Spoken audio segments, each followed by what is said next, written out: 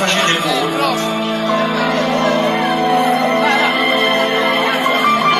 Però lo facete una cosa normale.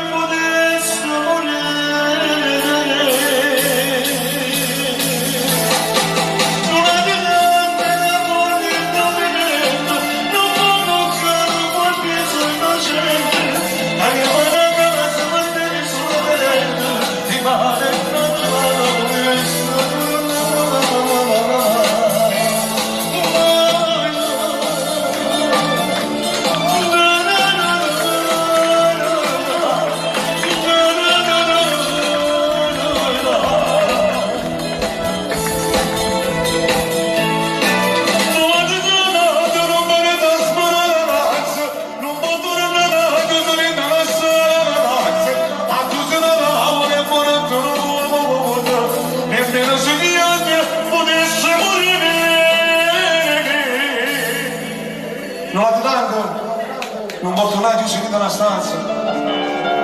Pensa sempre a mamma e figli suoi. E quanto costa?